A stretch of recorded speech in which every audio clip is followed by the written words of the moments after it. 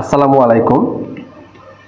আজ 2/5/2025 তারিখে অনুষ্ঠিত অর্থ মন্ত্রণালয়ের অফিস সহায়ক পদের যে অঙ্ক পরীক্ষাটা হলো, তার অঙ্ক সমাধান নিয়ে হাজির হলাম।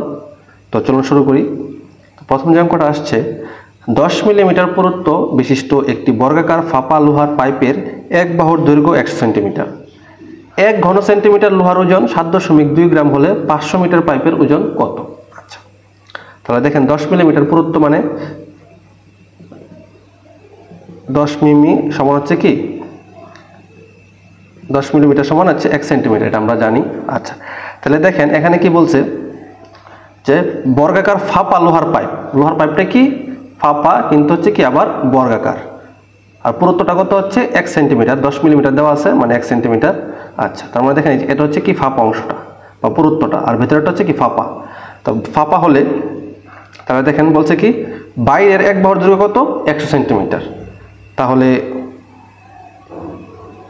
বাইরের ক্ষেত্রফল পাইপের আর কি পাইপের বাইরের ক্ষেত্রফল কত 100 গুণ 100 সমান কত 10,000 বর্গ সেন্টিমিটার। ঠিক আছে, আর তাহলে হচ্ছে দেখেন কি বলছে যে ভিতরের, তাহলে ভিতরেরটা কতটুক, তাহলে ভিতরের এক বাহুর দৈর্ঘ্য আগে বের করি।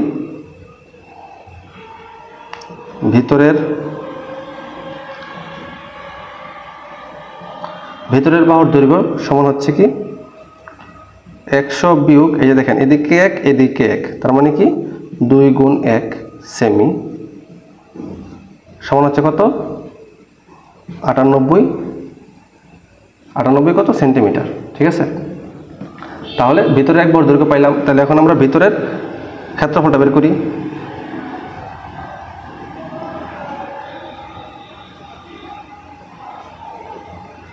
ভিতরের ক্ষেত্রফল হচ্ছে 98 গুণ 98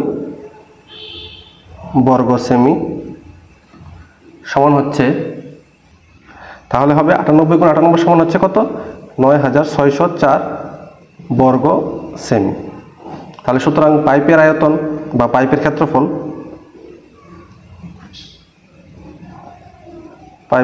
কত, এই যে বাহিরেরটা বিয়োগ হচ্ছে ভিতরের ফাঁপা অংশটা, এত বর্গ সেমি সমান হচ্ছে কত, বিয়োগ দিলে হবে কত 6 1 9 আর হচ্ছে 7 3 396 বর্গ সেমি। আচ্ছা, এটা হচ্ছে শুধু পাইপের আয়তন। আচ্ছা, এখন এটাকে দেখেন ঘন সেন্টিমিটার নিতে হবে, কারণ কি আমাকে দেওয়া আছে 1 ঘন সেন্টিমিটার লোহার ওজন 7.2 গ্রাম। আচ্ছা, এখন বলছে 500 মিটার পাইপের ওজন, তাহলে 500 মিটার সমান, তাহলে পাইপের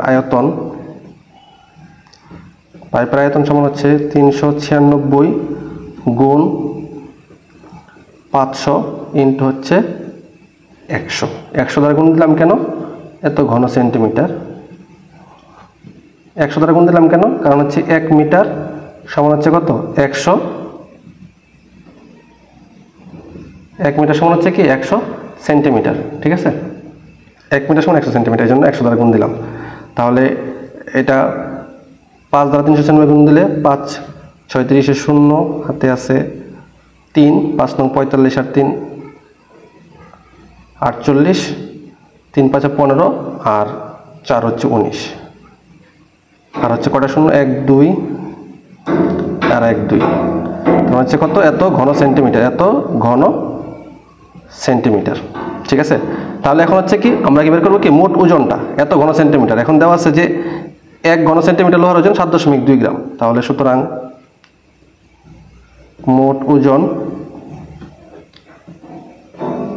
1 2 3 4 5 1 2 3 4 5 গুণ 7.2 এত গ্রাম।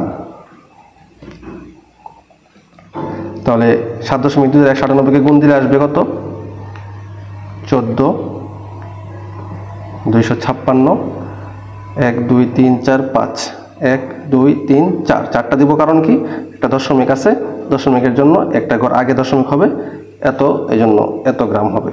আচ্ছা, তাহলে এটাকে আমরা কি করব, গ্রামটাকে আমরা কেজিতে নিয়ে নিব। তাহলে কেজিতে নিলে 14,256 1 2 3 4 ভাগ হচ্ছে কত 1000, 1000 গ্রামে হচ্ছে 1 কেজি, তাহলে গ্রামটা কি হয়ে গেল, কেজি হয়ে গেল।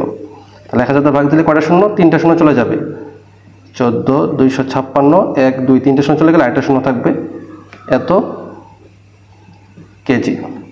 তার মানে কত হবে, 1,42,560 কেজি, এটি হবে আনসার। ঠিক আছে, তো পরের অঙ্কে যাই আমরা। 60 মিটার দীর্ঘ একটি ট্রেনের গতিবেগ ঘন্টায় 48 কিলোমিটার। রেল লাইনের পাশে একটি খুঁটি অতিক্রম করতে ট্রেনটির কত সময় লাগবে?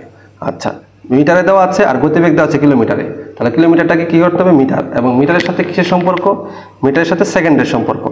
তাহলে 1 ঘন্টা যায় কত, 48 মিটার, আমার কি সময়টা বের করতে হবে, তাহলে সময় যাবে শেষে, তার মানে কি 48,000, 1 কিলোমিটার সমান হচ্ছে 1000 মিটার, এর জন্য 3টা শূন্য, এত মিটার যায়, কত সেকেন্ডে, 1 ঘন্টা, 1 ঘন্টা মানে হচ্ছে কত, 3600 সেকেন্ডে। তাহলে 1 মিটার যায় 3600 ভাগ হচ্ছে কত, 48,000 এত সেকেন্ডে, তাহলে 60 মিটার যায় 3600 ইন্টু 60, 48,000 সেকেন্ড। তাহলে 1 শূন্য 1 শূন্য কাটা, 2 শূন্য 2 শূন্য কাটা, 6 দিয়ে কাটলে 6 8 48, 4 দিয়ে কাটলে 4 দুগুণে, 4 দিয়ে কাটলে 4 9, তাহলে 2 ভাগের 9 বা 4 সমস্ত 2 ভাগের 1 সেকেন্ডে, এটা হচ্ছে কি আনসার। তাহলে দেখেন পরে আরেকটা আছে কি উৎপাদক, 13 নং এ আছে x² + 7x + 12, তাহলে কি এটা হচ্ছে x² + 3 4 12, 4x + 3x + 12, তাহলে x কমন গেলে x + 4, এখানে 3 কমন গেলে x + 4, তাহলে x + 4 আর বাকি থাকে কি x + 3। ঠিক আছে, তারপর আছে একটি উৎপাদক 12 নম্বর অঙ্কে, দেখেন যদি a = √3 + √2 হয় তবে প্রমাণ করুন যে a³ + 1/a³ হচ্ছে 18√3। আচ্ছা, তাহলে আমরা আগে এরকম একটা বানানোর জন্য কি করতে হবে, আমার 1/a এর মান লাগবে, তাহলে a = √3 + √2, সুতরাং 1/a = 1/√3 + √2। এখন যদি প্লাস থাকে তার বিপরীত রাশি দ্বারা গুণ করতে হবে, তার মানে কি √3 - √2 দ্বারা গুণ করে দিতে হবে উভয় পক্ষকে, লব এবং হরে, তাহলে কি হয় √3 - √2, আর নিচে দেখেন a + b, a - b, a + b * a - b মানে কি a² - b², a² - b²,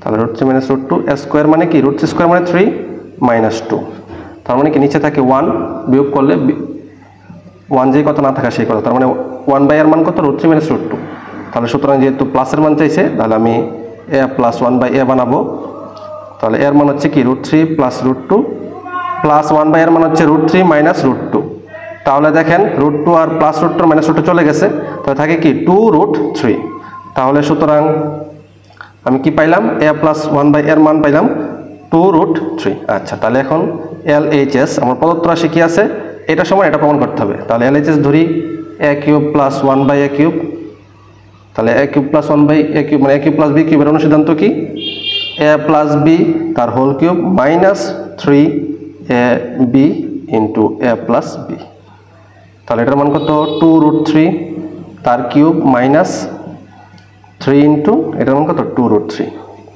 তাহলে 2 কিউব হচ্ছে 8 আর √3 কিউব হচ্ছে কি 3√3 মাইনাস 3 দুগুণে 6√3, 3 8 24√3 মাইনাস হচ্ছে কি 6√3, তাহলে ইকুয়ালটা হচ্ছে 18√3, 24টা থেকে 6টা গেলে 18টা থাকে, ইকুয়ালটা হচ্ছে কি আমার RHS প্রমাণিত বলছে, প্রুভড লিখে দিলাম। ঠিক আছে, এই হচ্ছে সমাধান। আশা করি বুঝতে পারছেন, কোনো সমস্যা থাকলে অবশ্যই কমেন্ট বক্সে জানাবেন। ধন্যবাদ।